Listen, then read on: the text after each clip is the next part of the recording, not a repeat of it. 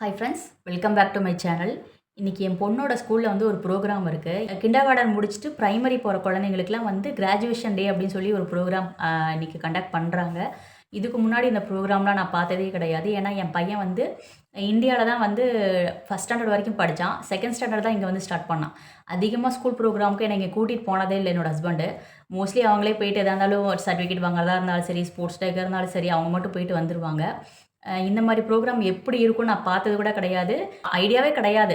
இன்றைக்கி போனால் தான் தெரியும் எப்படி ஃபங்க்ஷன் இருக்குன்னு. அங்கே தான் போகிறதுக்காக கிளம்பிட்டுருக்கேன். போயிட்டு வீடியோ எடுக்கலாம்னு பிளான் பண்ணி வச்சுருக்கேன். வாங்க வீடியோக்குள்ளே போகலாம். அன்றைக்கி காலையில் வந்து ரொம்பவே சிம்பிளாக வந்து புட்டு செஞ்சுட்டு அது கூட வாழைப்பழம் வச்சு சாப்பிட்டோம். புட்டு வந்து ராகி புட்டு தான் செஞ்சுருந்தேன். ரொம்பவே டேஸ்ட்டாக சூப்பராக இருந்துச்சு. இந்த நம்ம ராகி புட்டுலாம் செய்யும்போது பார்த்திங்கன்னா கொஞ்சம் அந்த தண்ணி போட்டு பிசையும் பொழுது ரொம்ப ஹார்டாக இருக்கும்ல, அந்த மாதிரி ஹார்டாக வராமல் இருக்கிறதுக்காக நான் என்ன பண்ணிட்டேன்னா மிக்சியில் போட்டு ஒரு சுற்று விட்டுட்டு அதுக்கப்புறம் எடுத்து இந்த மாதிரி புட்டு மாதிரி அவிச்சோம்னு வச்சுக்கோங்களேன், சூப்பராக இருக்கும். அதாவது அந்த கட்டி கட்டியாக ரொம்ப ஹார்டாக இல்லாமல் இருக்கும், ஓரளவுக்கு சாஃப்டாகவே இருக்கும். அன்றைக்கி காலையில் என் பொண்ணை வந்து ஸ்கூல் பஸ்லேயே அனுப்பிட்டோம். ஏன்னா எங்களுக்கு வந்து ப்ரோக்ராம் 10 மணிக்கு தான் ஸ்டார்ட் ஆகும்னு சொல்லியிருந்தாங்க. அதனால் அவளை காலையில் 8 மணிக்கெலாம் அங்கே இருக்கணும்னு சொல்லியிருந்தாங்க. அதனால் அவளை ஃபஸ்ட்டு ஸ்கூலுக்கு அனுப்பிட்டோம். அதுக்கப்புறம் நான், முரளி, என் பையனும் அன்றைக்கி வீட்டில் தான் இருந்தான். ஏன்னா அவனுக்கு 9th எக்ஸாம்ஸ்லாம் முடிஞ்சிட்டு 10th ஸ்டார்ட் பண்ணுறதுக்காக ஹாலிடேஸ். அதனால் அவனும் வீட்டில் தான் இருந்தான். அது மட்டும் இல்லாமல் அவனுக்கு அன்றைக்கி வந்து மார்க் ஷீட் டிஸ்ட்ரிபியூஷன். அதனால் அவனையும் வந்து கூட்டிகிட்டு போயிருந்தோம். நார்மலாக இவங்க ஸ்கூலுக்கு போகிறதா இருந்தால் எப்போவுமே டிராஃபிக்காக தான் இருக்கும் அந்த சைடில்.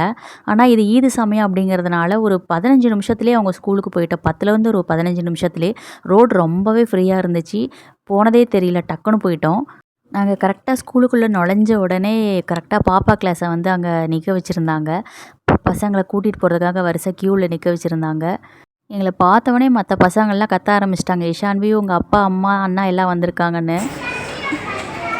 கரெக்டாக நாங்கள் அங்கே ஹாலுக்குள்ளே போய் உட்காந்தோம். ப்ரோக்ராமும் பசங்களுக்கு ஸ்டார்ட் பண்ணிட்டாங்க. எல்லா பசங்களையும் வரிசையாக உள்ளே கூட்டிகிட்டு போக ஆரம்பிச்சிட்டாங்க. எல்லாருமே இந்த கோட்டு ஹேட்டெல்லாம் போட்டுட்டு க்யூட்டாக அழகாக நடந்து போயிட்டு இருந்தாங்க. எதுக்காக போகிறோம், என்ன ஃபங்க்ஷன், அந்த பசங்களுக்கு எதுவும் தெரியல. ஆனால் ரொம்பவே ஹாப்பியாக எல்லோரும் போனாங்க. நான் ஸ்கூல் படிக்கும் போதெல்லாம் 12th முடித்தா கூட கிராஜுவேஷன் டே கிடையாது. ஆனால் இப்போ பசங்களுக்கு வந்து கிண்டர் கார்டன் முடித்தா ஒரு கிராஜுவேஷன் டே, 12th முடித்தா ஒரு கிராஜுவேஷன் டே அப்படின்னு தனித்தனியாக வைக்கிறாங்க. அந்த கோட் சூட்டோட பிள்ளைங்களெல்லாம் அந்த ஹாலுக்குள்ளே கூட்டிகிட்டு வரும்போது மியூசிக்லாம் போட்ட உடனே ரொம்பவே சூப்பராக இருந்தது. ரொம்ப சந்தோஷமாக இருந்தது. எங்களுக்கு மட்டும் இல்லை, எல்லா பேரண்ட்ஸுமே வந்து ரொம்ப ஹாப்பியாக அதை ஒரு ஃபோட்டோ எடுத்துகிட்டு ஒரு எக்ஸைட்மெண்ட்டோடு பார்த்துட்டு இருந்தாங்க, எப்போ நம்ம குழந்தைங்க வருவாங்க அப்படின்னு சொல்லி. இப்போ தான் ஸ்கூல் சேர்த்த மாதிரி இருந்தது. அதுக்குள்ளே கிண்டர் கார்டன் முடிச்சுட்டு ப்ரைமரி போகிறா. 2 வருஷம் எப்படி போனதுனே தெரியல. பசங்களெல்லாம் வரிசையாக சேரில் உட்கார வச்சு அரேஞ்ச் பண்ணிவிட்டு அவங்க உட்காந்ததுக்கப்புறம் நேஷ்னல் ஆந்தம் போட்டு உடனே ஃபங்க்ஷன் ஸ்டார்ட் பண்ணிட்டாங்க.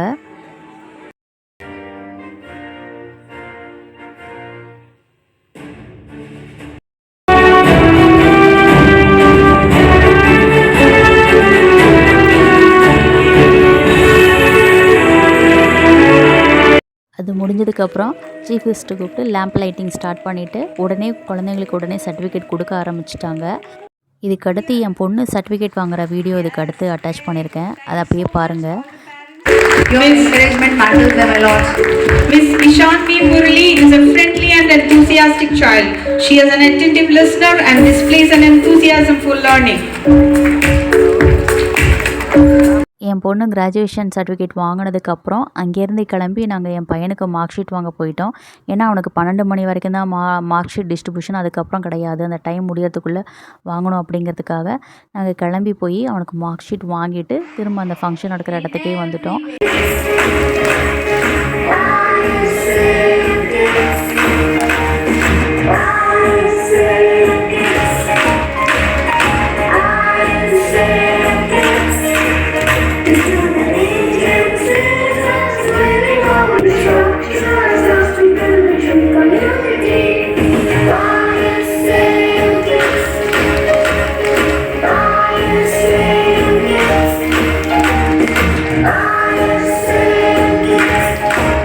ப்ரோக்ராம்லாம் முடிஞ்சதுக்கப்புறம் எல்லோரும் உங்கள் கிளாஸ் மிஸ்ஸோடு சேர்ந்து கொஞ்சம் ஃபோட்டோஸ்லாம் எடுத்துக்கிட்டாங்க. அந்த ட்ரெஸ்ஸை போட்டுட்டு நாங்களும் கொஞ்சம் போய் ஃபோட்டோஸ்லாம் எடுத்துக்கிட்டு அங்கேருந்து கிளம்பிட்டோம்.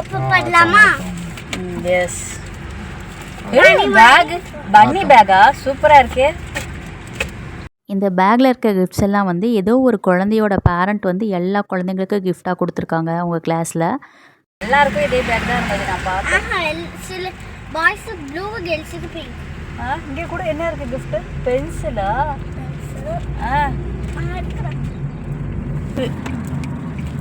லாலிபாப். லாலிபாப் ரைட்டிங் இது கொடுங்க. லாலிபாப். ஓய்யோ எனக்கு அது இங்க பெட்ரோல் பாத்தீங்களா? ஸ்மைலி ஃபேஸ் எரேசர் ஒன்று, ஷார்ப்னர் ஒன்று, பென்சில் ஒன்று, சாக்லேட்ஸு, அப்புறம் என்ன கிஃப்ட்டு? ஏய் பென்சில் ஒன்று. அவ்வளோதானா? இன்னொன்று ஒன்று இருக்கு. கவர். அப்புறம் அந்த எல்சிடி இது எழுதுறது அந்த இது அது கூட தம்பி. அவங்க ஸ்கூல்லேருந்து இந்த ரைட்டிங் டேப்லெட் வந்து இந்த எல்சிடி டேப்லெட் எல்லா குழந்தைங்களுக்கும் ஒன்று கிஃப்டாக கொடுத்துருந்தாங்க. இசை வாடா. இசை ஸ்கூலில் என்னடா ப்ரோக்ராம் இன்னைக்கு பாப்பாக்கு நடந்தது? என்ன ப்ரோக்ராம் நடந்தது? ஃபோட்டோ. ஃபோட்டோவா? என்ன ஃபோட்டோகிராஃப். ஃபோட்டோகிராஃபா? Photograph sports day. இது ரெண்டுமே கிடையாது. இன்னைக்கு பாப்பாக்கு கிராஜுவேஷன் டே. கிராஜுவேஷன் டே. ஏய் எனக்கு ஏற்கனவே காது கேட்க மாட்டேங்குது. நீ மெதுவாக பேசி சார். ஓகே ஓகே சரி, கிராஜுவேஷன் டே. நீ காலையில் போய் என்ன பண்ணீங்க? என்ன பண்ணீங்க காலையில் ஸ்கூல் பஸ்ஸில் போனதுக்கப்புறம் என்ன பண்ணீங்க கிளாஸில்?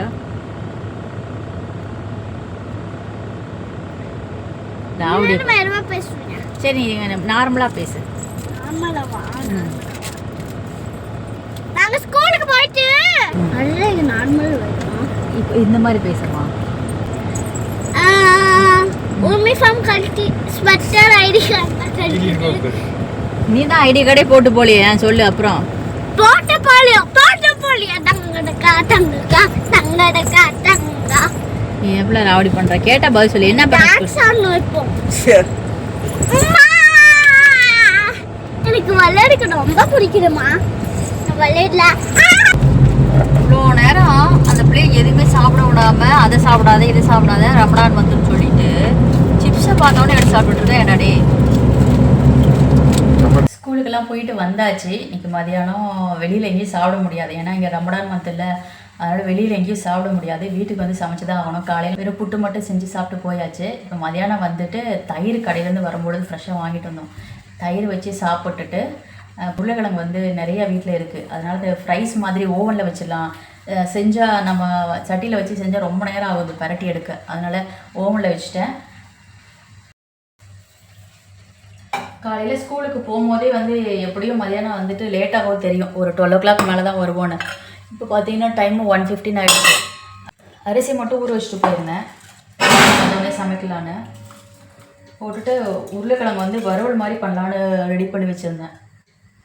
ஆனால் உருளைக்கிழங்கு நின்றுட்டு பண்ணுறதுக்கு இப்போ எனக்கு ரொம்ப டயர்டாக இருக்குது, அதனால் அப்படியே அமலில் வச்சுட்டேன். அது கீழே ரோஸ்ட் ஆகிட்டு இருக்குன்னு நினைக்கிறேன். இது உருளைக்கிழங்கு பார்த்தீங்களா, சூப்பராக ரோஸ்ட் ஆகிட்டுருக்கு. நான் உருளைக்கிழங்கு வந்து காலையிலே வந்து கட் பண்ணி தண்ணியில் போட்டுட்டு போயிட்டேன்.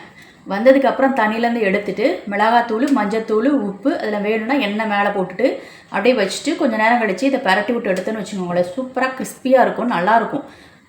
நம்ம எண்ணெயில் பொரிக்கிற ஃப்ரைஸை விட இது வந்து உடம்புக்கு நல்லது தான், இது ரொம்ப டேஸ்ட்டாகவும் இருக்கும். தயிர் சாப்பாடு வச்சு இதை தான் வச்சு சாப்பிட போகிறோம்.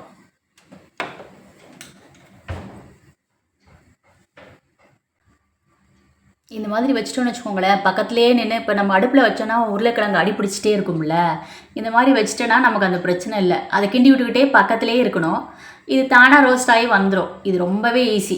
இந்த மாதிரி செஞ்சு சாப்பிட்டு பாருங்கள், உண்மையிலே டேஸ்ட்டாக இருக்கும். உடனே மிளகாத்தூள், மஞ்சத்தூள், உப்பு போட்டு செய்யலாம். இல்லைனா கொஞ்சம் முன்னாடியே தண்ணியிலேருந்து வடிகிட்டு எடுத்து வச்சுட்டு ஒரு 1 hour முன்னாடியே போட்டு மேக்னேட் பண்ணி வச்சிட்டிங்கனாலும் அது ரொம்ப டேஸ்ட்டாக இருக்கும். அது உள்ளெல்லாம் சாறு இறங்கி இதுவும் நல்லா தான் இருக்கும்.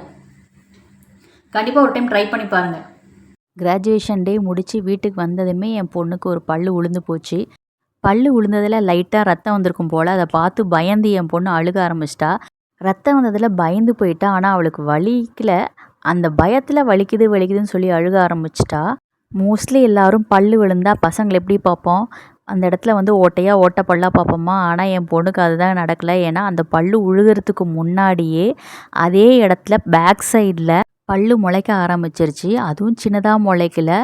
இப்போ உளுந்த பல்லில் 3/4 சைஸ் இருக்கும், அந்த அளவுக்கு உள்ளே முளைச்சிருக்கு ஆல்ரெடி.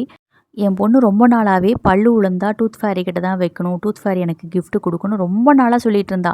கிட்டத்தட்ட ஒரு 2 வருஷமாகவே சொல்லிக்கிட்டு இருந்தா. ஏன்னா அவள் அப்போவே யூடியூப் பார்த்து அதெல்லாம் தெரிஞ்சு வச்சுருந்தா. என் பல்லு எப்போ அழுவும், நான் டூத் ஃபேரி கிட்ட கொடுத்து gift வாங்கணும்னு. அவள் அழுகையை நிறுத்துறதுக்கு, நீ அழுகாமல் இருந்தால் இந்த பல்லு எடுத்து நம்ம டூத் ஃபேரி கிட்ட வைக்கலாம், முதல்ல அழுகையை நிறுத்தி அப்படின்னு.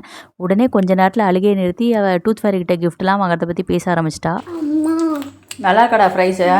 மாடுக்கு சாப்பிடுறதுக்கு இனிமேல் நார்மலாக இருக்கலாம். பல்லு விழுந்தால் மோஸ்ட்லி யாருக்கும் வலிக்காது. நீ பயத்தில் தான் அழுதுட்டுருக்க. நார்மலாக எடுத்து சாப்பிடு. இன்னமா கையில் வச்சுட்ருக்க? இங்கே காட்டு அழகு பல்ல. ஃப்ரைஸ் நல்லா இருக்கா? அம்மா செஞ்ச ஃப்ரைஸு அம்மாவா சொல்லு. நல்லா இருக்கா? எப்படி இருக்குது ஃப்ரைஸு? எப்படா இருக்கு? அவ்வளோதான் ஃப்ரெண்ட்ஸ் இந்த வீடியோ பிடிச்சிருந்தா லைக் பண்ணுங்கள், ஷேர் பண்ணுங்கள், சப்ஸ்கிரைப் பண்ணுங்கள். நம்ம நெக்ஸ்ட் ஒரு வீடியோவில் மீட் பண்ணலாம். தேங்க்யூ.